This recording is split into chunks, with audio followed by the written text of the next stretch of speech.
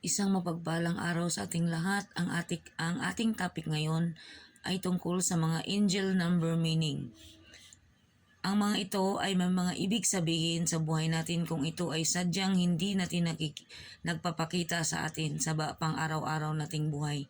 Ito ay may mga mensaheng hatid tungkol sa buhay natin. So bago po tayo mag-umpisa, ay maraming pasalamat po sa mga nag-subscribe sa channel ko at sa patuloy na nanonood ng video ko. Sa mga hindi pa po nakapag-subscribe, mag-subscribe na po kayo para lahat po ng video na i-upload ko ay mapapanood po ninyo.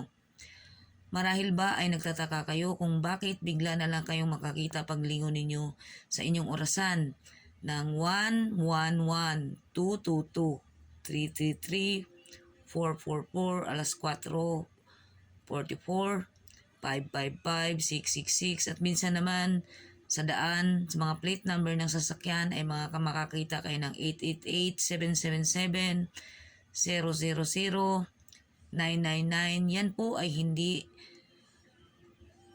kusang nagpapakita sa inyo, kundi yan po ay talagang may mga ibig sabihin, kaya may mga mensahe po siyang hatid sa buhay natin.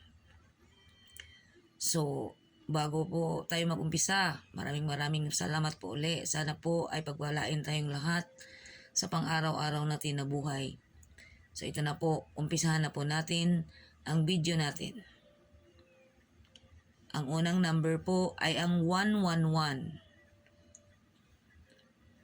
Ang 111, ang ibig sabihin, ang universo ay gumagawa na ng paraan upang matupad ang lahat ng iyong pangarap at panalangin. Ang number naman na 222, kapag ito ay kusa mong nakikita, sinasabi sa iyo na huwag kang susuko at patuloy lamang na magtiwala at manalig dahil ang anumang hangarin mo sa buhay ay makakamit mo rin sa tamang panahon. Ang 333 naman, ang ibig sabihin, ikaw ay manalangin at mag-meditate upang malinawan ang iyong pag-iisip. Marahil ikaw ay nasa pagmuni-muni o hindi mo alam kung ano ang iyong desisyon na tatahakin sa buhay mo.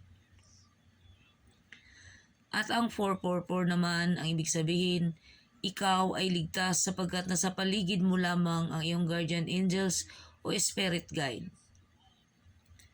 At ang 555 naman ay malapit na ang pagbabagong inaasam. At kapag ang 666 naman ay nakikita mo nang hindi sinasadya, ang ibig sabihin nito ay sinasabi sa iyo na ikaw ay nawawala na sa balanse. Ipinapaalala sa iyo na magpreno muna sa iyong mga pinagkakaabalahan upang manalangin at makipag-communicate sa iyong higher self.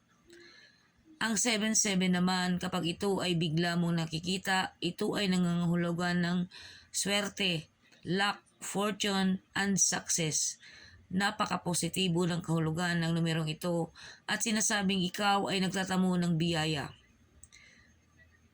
At kapag makikita mo naman ang number 888, ito ay palatandaan na ikaw ay malapit nang makamove on sa anuman ang iyong pinagdaraanan sa buhay. Bagong simula, maging masaya at panatag. At kapag nakikita mo naman ang number 999, sinasabi sa iyo na kailangan mong tapusin kung anuman ang iyong nasimulan. Magtiwala lamang dahil sa hindi ka pinapabayaan ng ating Poong May Kapal. At kapag nakikita mo naman ang number na 000, ito ay paalala lamang sa iyo na kaisa mo ang Diyos sa lahat ng bagay. Kaya huwag mawala ng pag-asa at patuloy lamang po tayong magdarasal sa ating Poong May Kapal. So iyon lamang po ang aking ibinabahagi sa inyo. Sana po ay nakapulutan ng aral at makatulong sa ating pang-araw-araw na buhay. Maraming salamat po sa lahat at God bless po sa ating lahat.